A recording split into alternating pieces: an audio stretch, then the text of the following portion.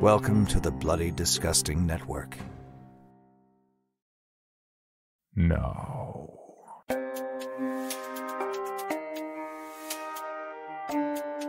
This is Creepy, a podcast dedicated to sharing the most famous, chilling, and disturbing creepypastas and urban legends in the world. Whether these stories truly happened or are simply fabrications is for you to decide. These stories may contain graphic depictions of violence and explicit language. Listener discretion is advised.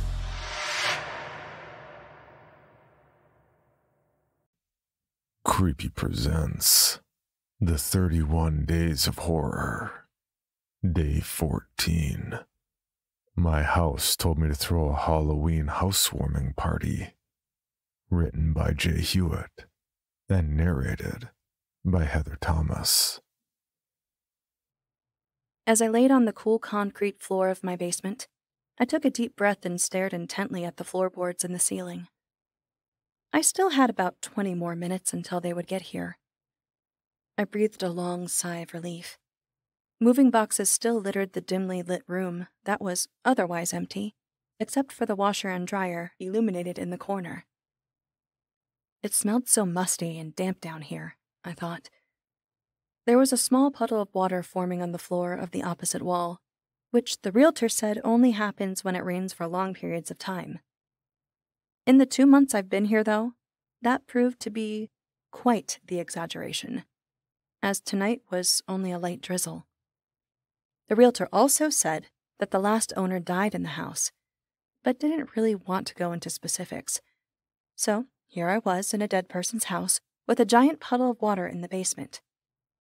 But I didn't mind it, because it was my dirty water puddle.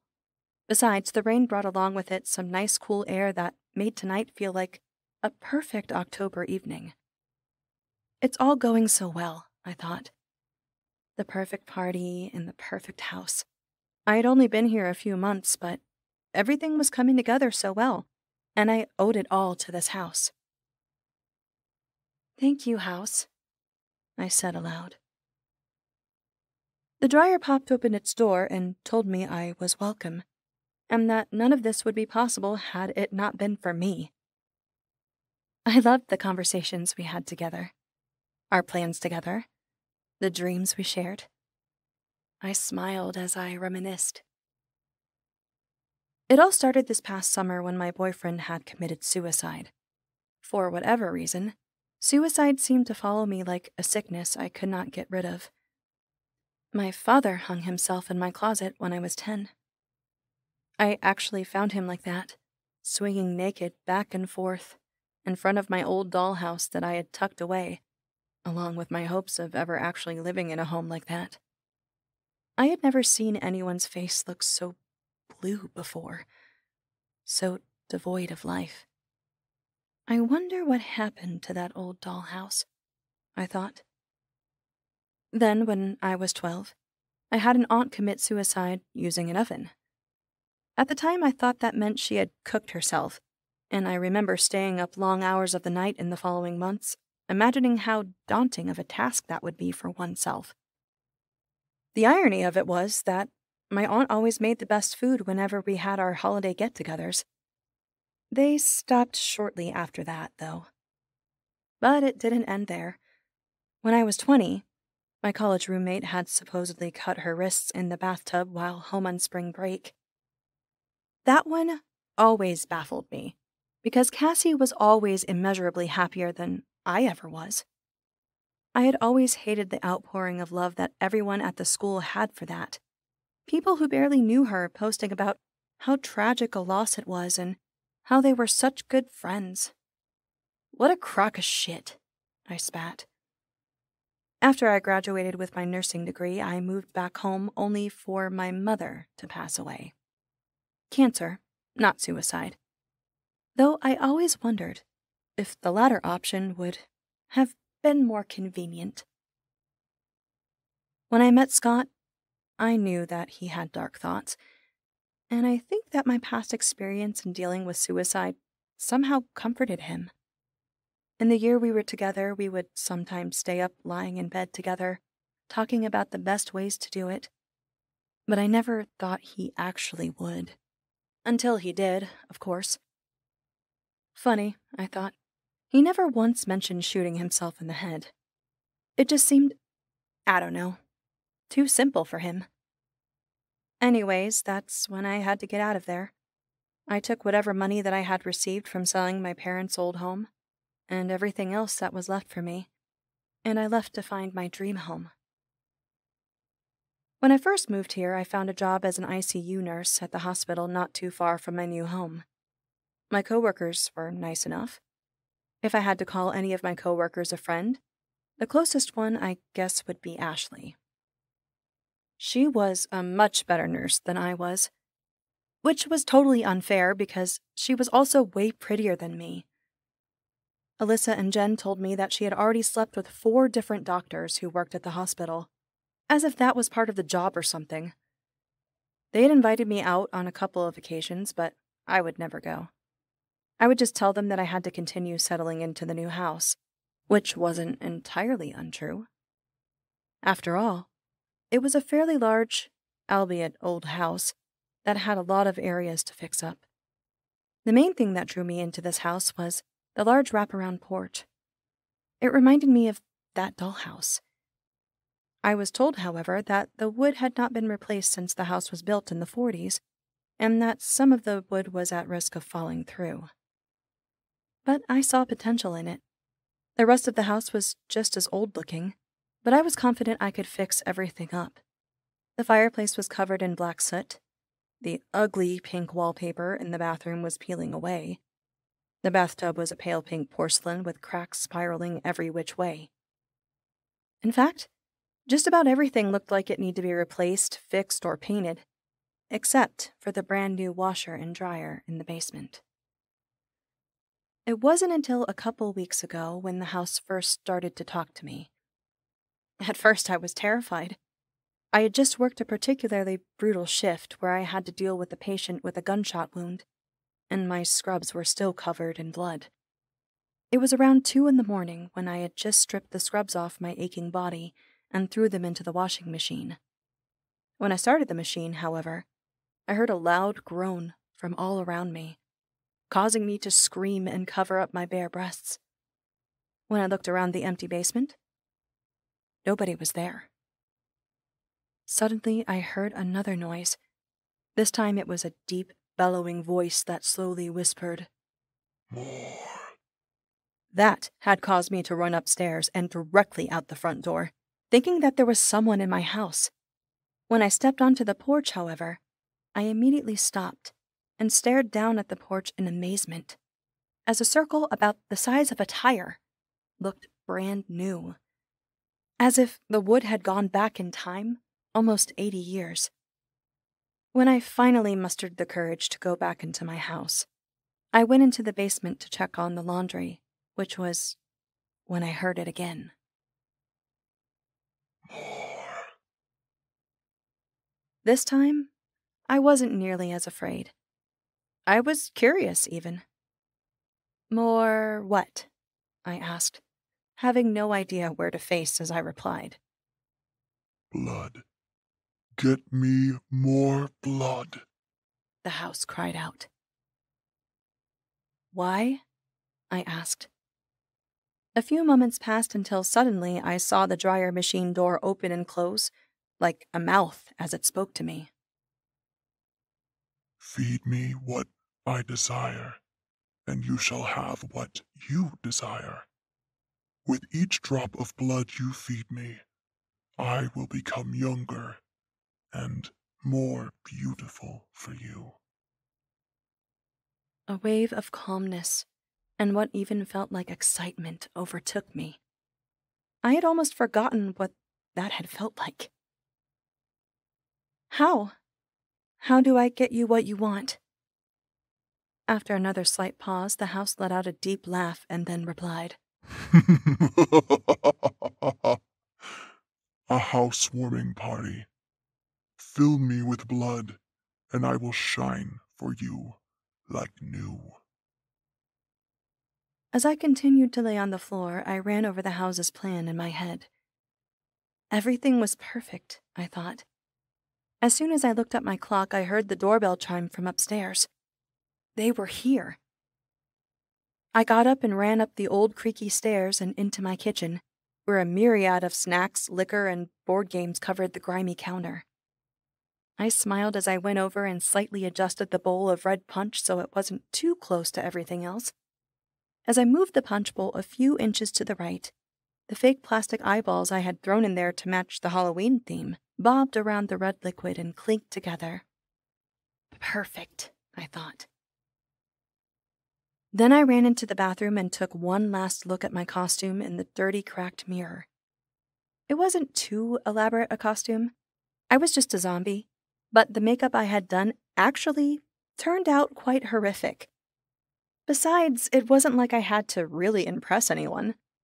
The house suggested I invite over my coworkers since I really didn't have any friends here yet. After having initially objected to that idea, the house and I ultimately agreed that I would invite a few of my coworkers and that I should tell them it's for a housewarming Halloween party. The house then gave me very specific instructions, which I had followed to a T. Or at least, hopefully I did. The doorbell rang again, followed by a knock on the door. As I walked towards the front door, I heard the house whisper to me through the vent. Bring me their blood. I opened the door and put on my best fake smile as I greeted each of the 3 girls that entered. The first girl to come in was Ashley, Miss Fucking Perfect. As she greeted me, she hugged me as if we had been best friends, and also handed me a bottle of wine, which she said was a housewarming gift. Unsurprisingly, Ashley wore one of those slutty little nurse costumes, which barely covered her ass and made her boobs pop out. She asked me if any guys were coming tonight. Yeah, later. My boyfriend is showing up in an hour or so, and he's bringing a bunch of his friends. She gasped and said she had no idea that I had a boyfriend. I didn't. The other 2 girls, Alyssa and Jen, were dressed as Dr. Seuss's Thing 1 and Thing 2, and were awkwardly waiting in the doorway while I finished faking my pleasantries with Ashley. As they walked in, I could tell by their scrunched noses and curled lips that they were judging my house, even though they both said that they loved it. "It's a work in progress," I said. "I've got some work to do, but it will keep looking better and better." They nodded in unison as they continued making their disgusted look as they walked towards the kitchen. I heard a light whisper through the vent. "Soon," I answered. After the girls heard me and said what was soon, I hesitated and struggled to think of a response. The guys. They'll be here soon." Ashley smirked and made a comment about which one she would be fucking tonight, and the other 2 laughed. I laughed along as I ushered them over to the punch bowl and assured them that it was very strong but that it tasted good. They each poured themselves a cup, and when they looked at me, I was already opening the wine bottle Ashley had brought me, and I said I was good with this for now. Then, like good little whores, they raised their cups together and chugged every last drop. A large smile grew across my face, which they must have seen because Thing 1 asked what I was so happy about. I couldn't believe it was really that fucking easy, I responded with a laugh. Almost immediately, I could see it beginning to set into their faces. Their hands began to shake and their knees buckled. Thing 2 asked what kind of alcohol was in the punch. I laughed again. "Just a little bit of vodka, you lightweights. Oh, and cyanide. Lots of cyanide." I looked over at Ashley, who was trying to hold herself up as she leaned over the counter and began violently shaking and making a beautiful gurgling sound. "Oh my God, I think you're having a seizure. Oh no. Is there a nurse in the house?" I laughed. Joking. We're all nurses. I decided to sit down and wait for the spectacle to be over, which only took a few moments. Once they all finished moving around, I looked up at the vent. Okay, what now? Feed them to me. The house echoed back. Time for the hard part. I got up, pulled a dirty blue tarp out from the closet, and laid it on the floor next to their motionless bodies. One by one, I rolled a girl onto the tarp and dragged it across the hallway until the body slid and clunked down the creaking basement steps. Finally, all 3 bodies were in the basement. Before I continued, I went back up to the kitchen and poured myself a tall glass of wine as I looked through Ashley's purse. A phone, a shit ton of makeup, and a pack of cigarettes were all that was in there. What the hell, I thought. I took out a cigarette and went to light it. But when I did, the house made a beckoning growl and blew out the lighter. Fine. No smoking in the house, I said. You win. I then took a long swig of the cheap buttery-tasting wine as I pulled the meat cleaver out of the kitchen drawer. And here I thought I would never use this thing. I was shocked how hard it was to chop up these scrawny little arms and legs. I had lost count of the number of hacks I put into Ashley's arm, but by the time I had finally gotten it free, my shoulder was on fire. Before too much blood could spurt out, the dryer opened up and 2 rows of large, jagged fangs pierced through the dryer's mouth, and a slimy black tongue, which I could only describe as an octopus tentacle, reached out and wrapped its way around the arm as it pulled it into its mouth. Fuck. Should I really be doing this? The door closed as the dryer's tongue pulled the arm in as the dryer turned on and began spinning around, while blood splattered against the little glass window in the center. I couldn't watch, and my stomach churned like the inside of the dryer as I turned away. As I looked away, though, I noticed that the large puddle of water in the corner was gone. Could it really be? I got up and ran over to the spot. Nothing. It was working. In fact, as I looked up, I could even see some resemblance of a ceiling, where before there was just pipes and 2x4s. The pain in my arm went away as I hurried back over to the bodies. The house demanded more blood. The house demanded to be fed. I continued the process of chopping away at arms and legs and heads, and the dryer continued to slink out its black suction cup tongue and chew away and spin around and chew away some more. The more I hacked away, the more I could see my dream house coming to life. By now, the basement was completely finished, and it was how I had always pictured it. With the little amount of strength I had left in me, I stood up and ran up the stairs. They don't creak anymore, I shouted. The kitchen was absolutely stunning. A large granite-top island sat magnificently in the center of the kitchen, where ceiling lighting glistened off the brand-new refrigerator and oven.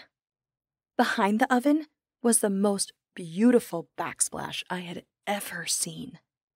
Even the musty smell was gone, and in its place I could smell pine sol and lavender. I couldn't contain my laughter. I ran over to the bathroom and shrieked in excitement as 5 large light bulbs lit up the bathroom vanity. To the left was a shower fit for a king. I turned on the shower and, like a hard rainwater, began falling from the ceiling and ran perfectly through the drain without the slightest hesitation, where before the shower had easily clogged. The porch, I thought. Oh my God, I can't wait to see the porch! Thank you, house. Thank you. As I ran to the front door, I tried turning the gorgeous diamond-shaped knob, but it was locked. I pushed and pulled harder, but the door would not budge. Then I heard it. More. The house said. Are you sure? I asked. I looked over at the punch bowl. I guess I could. As I drank the punch, I took another long look at my dream house before I tried the front door again. It was unlocked. As I opened the door, I realized that my house was being swallowed by a massive shadow being cast by a giant monster-sized leg, gently swinging back and forth in front of my porch. I stepped out onto the porch as my knees began to shake and buckle from under me. It really was my perfect dream home, I thought. Just like my dollhouse I had when I was a kid. I smiled and felt a warm sensation overtake me. People would die for a house like this.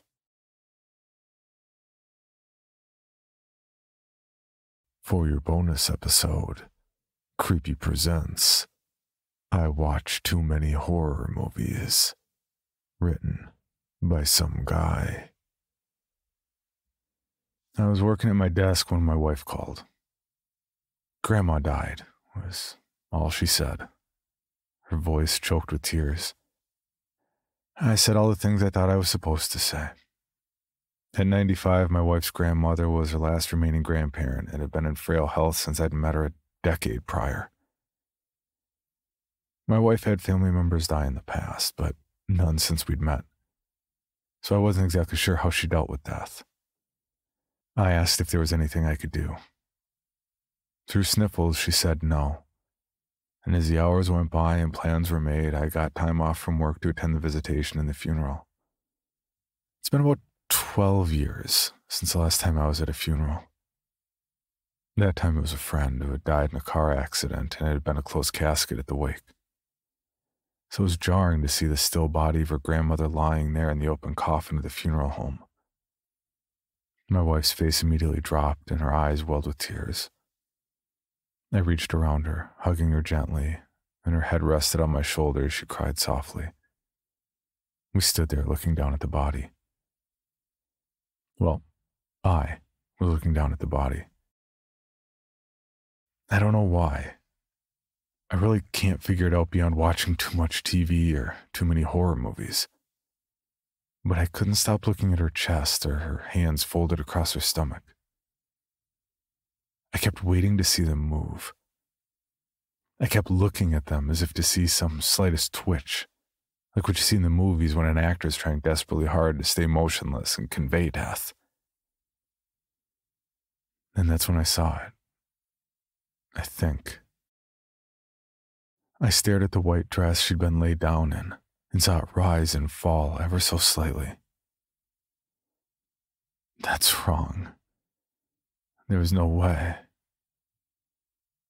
I kept staring, even as my wife started to pull away to go sit with her family.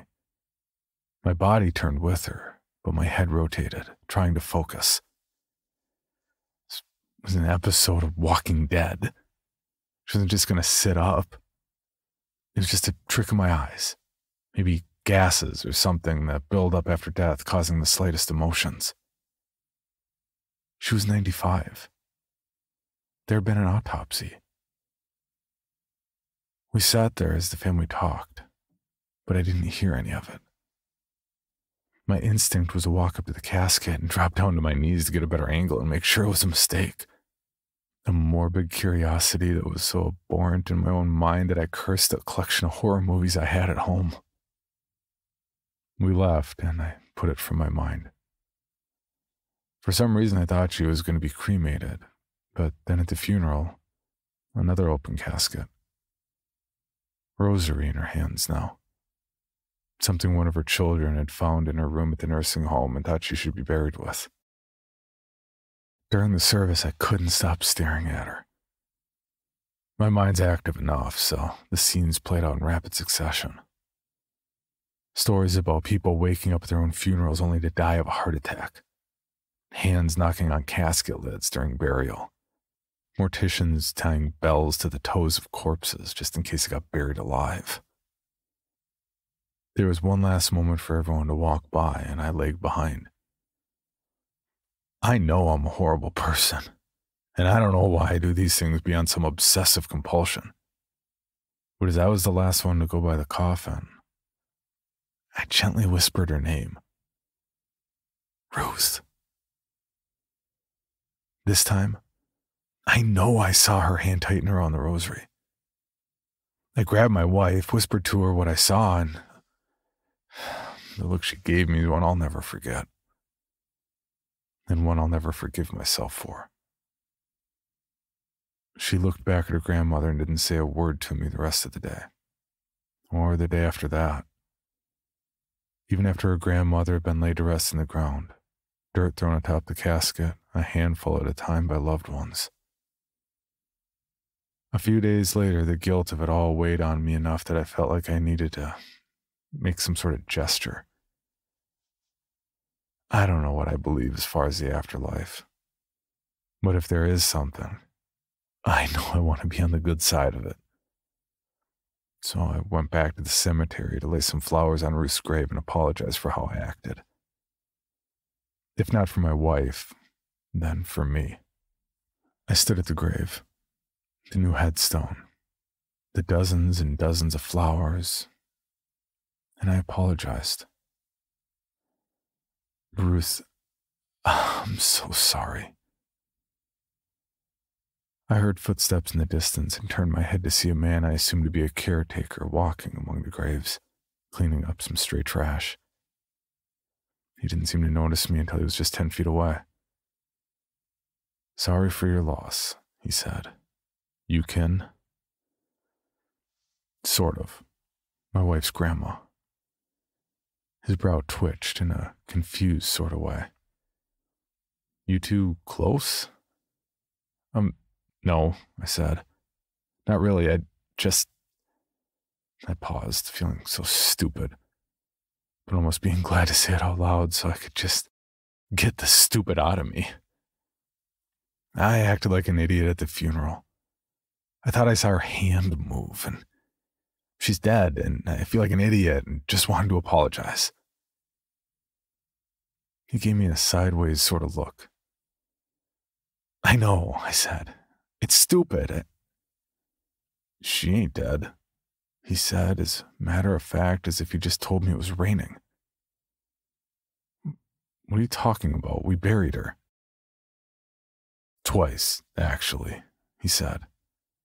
Buried her for y'all, and then I had to go about and fill the hole again yesterday. Happens sometimes. Something gets in them. Gets mad about something. Need to do something. They'll find her eventually when she decides she's got it all done. News will overlook it. Say it was funeral home error or something. People always covering their tracks, making sure no one knows for sure what really happens. No one wants to think the other thing. But it happens. I stood there dumbstruck as he took a few steps away and stopped. He looked back over his shoulder with a crooked smile before saying, "You watch too many horror movies." I wanted to smile or laugh or something, but the guy had terrified me. And I didn't really want to admit that he'd gotten me so badly when I was already feeling like a fool. By the time I got home, I couldn't help but smile at the old caretaker who got his jollies in on the idiot who thought he saw a corpse move. Until I walked in my front door and saw the rosary hanging from the doorknob. The rosary I'm sure Ruth had been buried with. I'd been too preoccupied at the funeral to pay attention to it. I hadn't recognized it until that very moment. It wasn't her rosary. Not one that anyone had found or given to her, at least. It was our nanny's rosary. The one I had seen all those nights prior, swaying gently in the moonlight when my wife was out of town. There's no answer when I try to call the nanny, and I haven't seen her since before the funeral. I'll never sleep again. For more information on this podcast, including how to submit your own story for consideration, please visit creepypod.com. You can also follow us @CreepyPod on social media and YouTube. All stories told on this podcast are done so through Creative Commons Share-alike licensing or with written consent from the authors. No portion of this podcast may be rebroadcast or otherwise distributed without the express written consent of the Creepy Podcast production team and the story's author.